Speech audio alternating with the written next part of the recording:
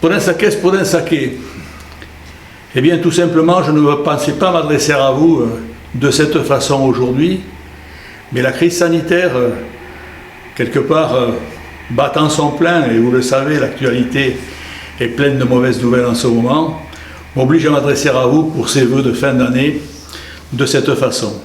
Alors, généralement, la tradition et la célébration des vœux, c'est un moment que l'on partage, un moment de convivialité qui nous permet quelque part d'échanger, et puis aussi peut-être de se projeter sur l'avenir et de faire aussi le bilan de ce qui s'est écoulé et de l'année passée.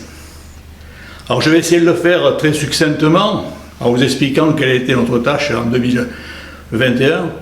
Bien entendu, nous sommes attachés à faire en sorte que les services municipaux fonctionnent quasiment à plein malgré les vicissitudes de cette pandémie, et je crois que c'est chose faite.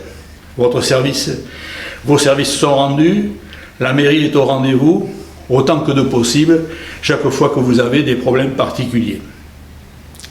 Je m'adresse plus particulièrement au personnel des écoles pour leur dire combien il m'a été agréable de voir leur implication dans l'ensemble des écoles, que ce soit effectivement la communauté éducative, que le personnel communal, qui a donné sans compter et qui s'est retrouvé bien souvent face à des problématiques qu'ils ont su résoudre.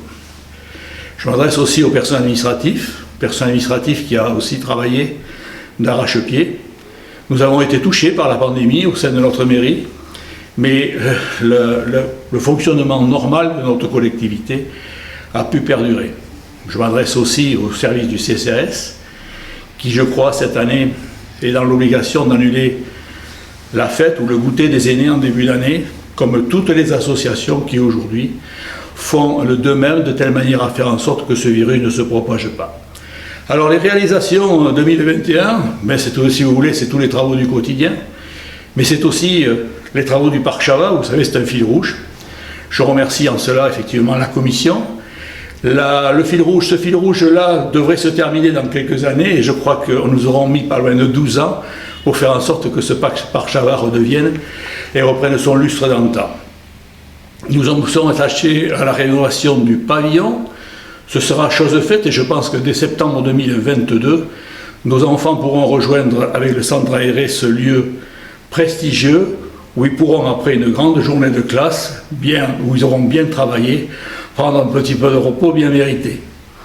Voilà, donc tout ça, c'est des années, c'est ce qui s'est passé en 2021.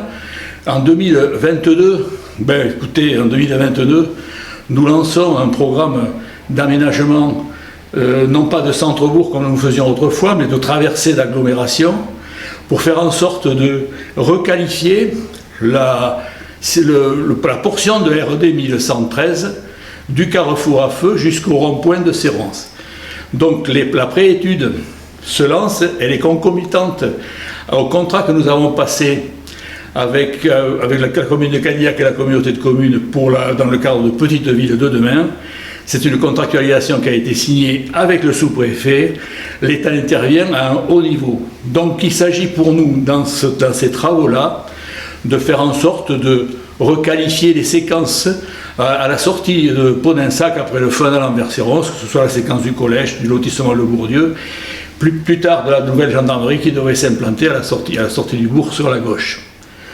La commune de Podensake s'engage aussi de telle manière à faire en sorte qu'il y ait une démarche éco-citoyenne, et vous savez très bien qu'effectivement c'est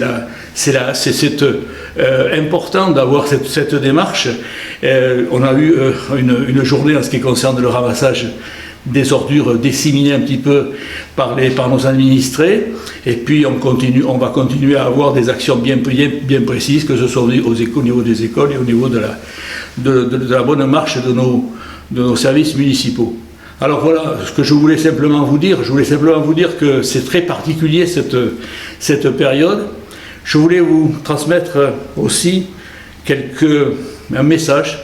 En fin de compte, prenez soin de vous. Nous sommes en ce moment dans une période qui est très compliquée. Le nouveau variant est en train de prendre le dessus. Et à l'heure où je vous parle, nous avons déjà des conseillers municipaux ou adjoints qui sont touchés par cette épidémie. Les fêtes sont propices à cette dissémination. Nous ferons le maximum pour faire en sorte que la rentrée scolaire se passe dans les meilleures conditions et nous attendons toujours avec beaucoup d'attention et nous essayons de les appliquer à la lettre les directives gouvernementales. Soyez assurés, vos enfants prendront le chemin de l'école en toute sécurité, mais quant à vous, de manière individuelle, essayez de pratiquer ce qu'on appelle effectivement les gestes barrières, distanciation, masque, lavage des mains, et puis éviter encore un petit moment les interactions qui pourraient effectivement véhiculer ce virus. Voilà, et bien que je vous souhaite à toutes et à tous une bonne année 2022 en pensant en fait que les fêtes se passeront pour le mieux pour tout le monde. Merci.